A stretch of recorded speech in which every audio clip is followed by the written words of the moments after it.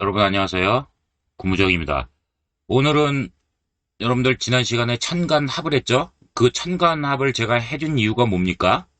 여러분들 만세력 펼치시고 사주팔자 다 넣으시고 그 해당되는 그 천간합에 대해서 제가 설명을 드렸고 그거를 좀 부분적으로 필기를 하셔가지고 대입을 시키면서 어떤 작용을 하는지를 여러분들이 100%는 아니더라도 어느 정도 이해를 하셔야 많은 유튜버들이 강좌를 했을 때 여러분들이 또 질문을 할 수 있는 부분이고 그런 그 서로 그 상생하는 과정에서 그렇게 하는 겁니다.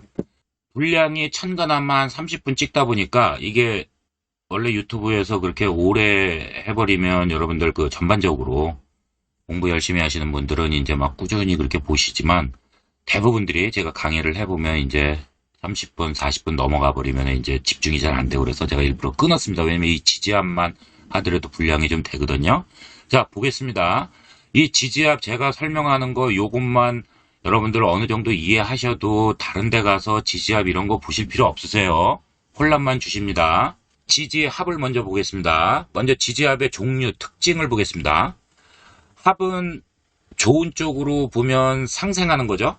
예, 서로 돕고 사는 것입니다. 제가 제일 좋아하는 이 작용이죠. 인간은 다른 동물보다 훨씬 나약하죠. 아시죠? 무슨 말씀인지. 예, 그래서 원시 시대부터 서로 협업, 그 다음에 힘을 합쳐서 맹수들을 공격하고 이렇게 해서 물리치고 맹수들을 지배하면서 살아왔습니다. 하지만 이제 합의 부정적인 면을 보면 서로 묶여서 구속감도 느끼고 또 추진하는 일이 지체되고 막히면서 지연되는 답답한 형국이 될 수 있는 겁니다. 그러면 합의 종류 의미 명확하게 보겠습니다. 방합이라고 하는 것은 방위합이라고도 하죠. 이거는 무슨 말이냐? 뜻이 같은 세력끼리 무리를 만들어서 그룹을 만들어서 동서남북 방위를 지칭하는 세 개의 지지가 모인 것입니다. 즉 사방이라고 하죠. 동서남북으로 구분하고요. 오행에서 동쪽, 목은 인묘진이 모여서 목국을 이루는 것이고요. 남쪽 화는 사오미 화국을 만들고요. 서쪽 금은 신유술 금국이고 북쪽은 수적 해자축 수국으로 이렇게 네 개가 나누어서 지지의 뜻을 나타내는 겁니다. 전생에서 피로 맺어진 합, 평상시에 따로 놀다가 오행이 어긋날 때 어떻게 하는 겁니까? 그룹을 짓는다는 것이고 외부의 충격이 오면 방어하기 위해서 합을 더욱 세게 강화시키는 그런 관계죠. 그래서 강한 세력이 많은 일이 발생하게 되며 방위합이라고도 하는 거죠. 예, 사방을 지칭하니까. 그리고 환경적, 공간적으로 일간인 나를 협조해주는 그런 의미도 내포하고 있습니다. 삼합, 방합은 추나추동, 사계절을 우리가 서큘레이션, 순환하면서 보내는 동안 만물이 생겨나고, 그 다음에 성장을 하고, 그 다음에 쇠퇴해지고, 소멸하는 그런 생장 소멸의 과정을 삼합운동이라고 부릅니다. 먼저 인묘진 동방 목국을 보겠습니다. 이 국이라고 하는 것은 인묘진 한목이죠. 이해되시죠? 인묘진 한목 이렇게 하는 겁니다. 이거를 그룹으로 나눈 거고 또 합이라고도 표현을 하는 겁니다.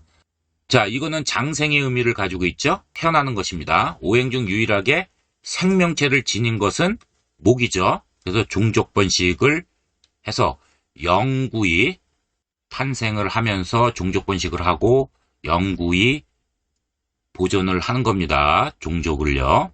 또한 해자축의 해에서 출발해서 해묘미죠. 예, 미에서 끝나는 거죠. 그래서 해자축에서 생겨나고요. 인묘진에서 성장을 하는 거죠. 그 다음에 사오미에서 그 기운이 쇠퇴하기 시작하면서 신유술에서 그 기운이 소멸하는 것입니다. 여기 이해되셨죠? 삼합운동의 목적은 목기운이 9달 동안 해묘미 삼합으로 생겨나고 그 다음에 소멸하는 모든 과정을 겪기 때문에 모든 생명체의 탄생과 그 다음에 탄생하고 성장을 위한 것이 됩니다.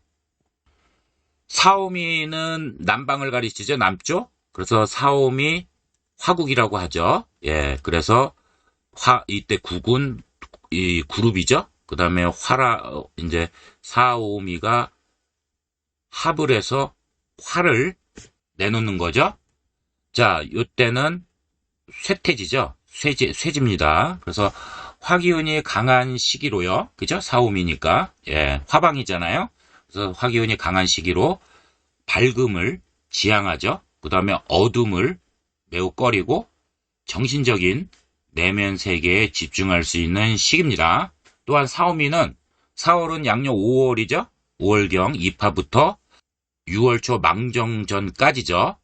사지장간의 병정이 있죠. 그래서 병정의 에너지가 물질로 변화하는 거죠. 화는 물질이 아니죠. 그냥 오행이죠. 에너지죠. 그래서 이 정화의 에너지가 물질로 변화시키는 겁니다. 그래서 미월에 정화의 그 물질 운동을 마친 후 뭐를 내놓습니까? 금을 내놓는 거죠. 그래서 금을 완성하면서 수기운으로 팽창되는 시기입니다. 신유술은 금국이죠. 예, 서쪽이고 금을 이루고 신유술 합이죠. 그래서 이때는 이제 소멸하는 겁니다. 오행 중 유금 기운이 왕한 거죠. 센 거죠. 그리고 핵, 씨앗 종자, 종족 번식을 위해서 핵을 보유하고 있는 그 특징 때문에 내성이 강해져, 단단해져. 왜? 외부의 침입으로부터 자기 종자를 보호해야 되기 때문에 그렇습니다. 단단하고 강한 기운이 가장 센 시기입니다. 왜냐하면 그 신월은 양력 8월 초부터 9월 초 전까지죠. 그래서 신중에 지장간의 경이 있잖아요. 이것은 6월에 그 유의 지장간의 경금과 신금이 있잖아요. 이것이 에너지와 물질로 바뀌면서요. 수월에 술 지장간의 신이 있지 않습니까? 신금이 물질 운동을 끝낸 후 금을 완성시키는 겁니다. 그런 다음에 수기운을 팽창시키는 시기입니다. 따라서 이 시기에는 그 모든 생명체의 생존에 강한 경쟁과 중요한 일에 관한 결정력을 강하게 요구하는 그런 시기가 됩니다. 해자축은 이제 겨울이죠. 예, 해자축의 동절기의 북쪽이죠. 그리고 해자축은 합을 해서 수를 만들어내죠. 수구. 이렇게 하면서 이제 그 탄생을 지키는 역할을 합니다. 자, 왜 그런지 한번 보겠습니다. 오행 중 높은 곳에서 낮은 곳으로 이렇게 흘러가는 것이 수기운이잖아요. 이 수기운이 강한 시기고요.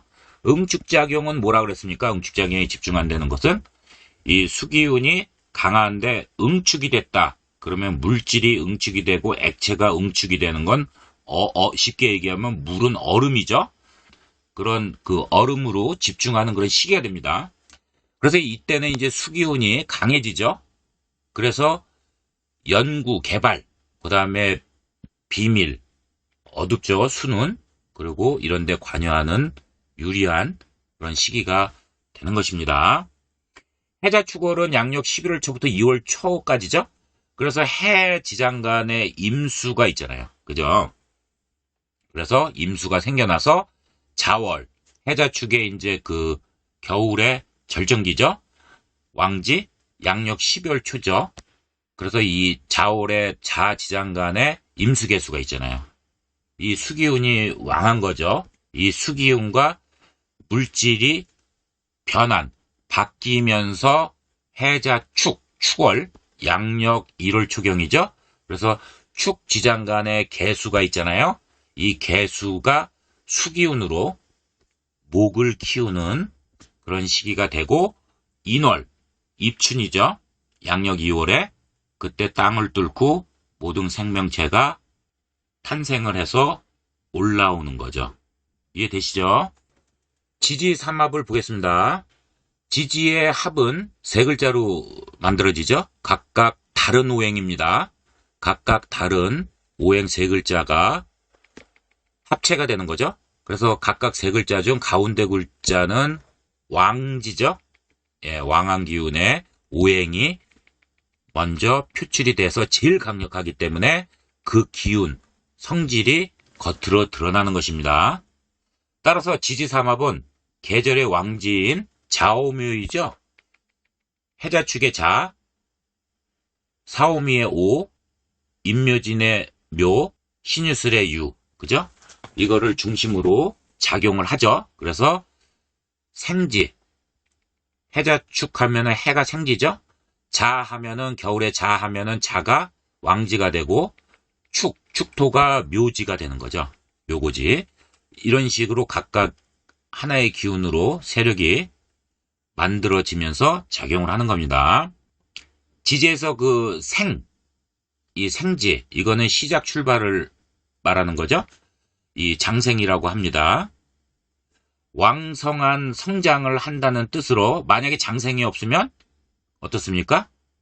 매사, 시작, 도전, 출발하는 에너지가 부족한 것이 됩니다. 재앙, 아까 왕지라고 했던 거요. 유정의 미 또는 왕성한 추진력으로 마무리를 잘한다는 뜻으로 만약에 재앙이 없으면 어렵게 어떻게 시작은 할 수 있지만 밀어붙이는 추진력이 미약해서 어려움을 겪을 거죠. 맞죠? 그 다음에 해자축, 예를 들어서 해자축의 축은 묘지죠. 묘지는 침체, 자숙이죠. 근데 만약에 이 묘지, 묘고지가 없다면 매사 일을 도전, 시작 후 그 다음에 왕지에서 제왕지에서 활발한 추진력으로 밀어붙여서 능력을 발휘할 때 중요한 그 결정도 해야 할 때 이럴 때 제대로 능력을 발휘하지 못할 것입니다. 서로 마음이 잘 맞고 서로에게 도움이 되는 오행의 합인 거죠. 그래서 시간을 투자해서 노력, 공을 들여서 장기적인 목표와 목적을 성취하고 주변인에게 본인의 능력을 인정받는 형상으로 보는 것입니다. 자, 이렇게 정리를 해봤습니다. 지지삼합의 구성 특징에 대해서. 해묘미, 다시 또 설명드리는 거죠. 해묘미, 이거 잘 보셔야 돼요. 해묘미, 삼합, 이게 동방목국이죠.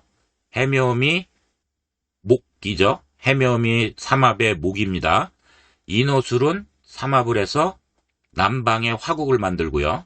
하유축 삼합은 서쪽을 뜻하고 금국을 이루는 거죠. 그 다음에 신자지는 가운데 이게 왕지니까 이거를 대표한다 그랬잖아요. 예, 그러니까 묘목이니까 목이고요. 맞죠? 예, 그 다음에 오니까 왕지죠. 이거를 대표하는 거니까 겉으로 드러나니까 화가 되는 거고요. 맞죠? 예, 오하니까 유는 유금이죠. 그러니까 금이고 자는 신자진의 자는 이게 왕지니까 자수, 수국인 거죠. 어렵지 않습니다. 자, 그래서 해는 장생이 되는 거고요. 맞죠? 예, 시작. 그죠? 생겨나서 묘에서 이제 피크를 하는 거죠. 왕지. 이걸 재앙이라 하고, 그 다음에 이제 끝물이라고 하죠. 예. 그래서 요거 진술충미. 그래서 이 미토는 이제 묘고지가 되는 거죠. 변화하는 오행은 지금 목. 맞죠? 예, 목 중에서도 을목입니다. 그리고 화국은 인호술에서 화국은 병화로 변환한 거고요. 사유축에서 이제 금국은 이거는 신금을 얘기하는 거고, 신자진의 이 자는 자수니까 수국, 그죠? 그래서 임수로 변화하는 식가는 임수가 되는 것입니다. 요거 잘 기억해 두시기 바랍니다. 반합 보겠습니다. 반합이라고 하는 거는요, 삼합에 두 글자만 와서 구성되는 합이에요. 그러니까 왕지인 자오묘유, 그죠? 이 왕지를 중심으로 생지와 왕지, 아니면 고지와 왕지, 이렇게 만나면 반합이 되는 겁니다. 자, 볼까요? 자, 이거 삼합이죠? 해면미에. 그러면 해묘, 요게 반합이 되고, 그 다음에 묘미, 요게 반합이 되는 겁니다. 이노, 그죠? 오술, 요게 반합 되는 거죠. 사유, 왕지를 중심으로 해서요. 반드시 왕지가 들어가야 됩니다. 사유, 반합, 그 다음에 유축, 반합, 신자, 반합, 자진, 반합, 이렇게 되는 거예요. 이게 반반자 아니겠습니까? 절반 반자. 그 다음에 지압을 보겠습니다. 이 지압이라고 하는 거는요, 서로 반기죠. 그리고 기다립니다. 지지육합으로 서로 마음이 잘 맞고 서로 상생하는 그런 서로 도움이 되는 합의 관계죠. 그래서 사주원국의 합이 많으면 과유불급이 되죠. 그래서 이 정,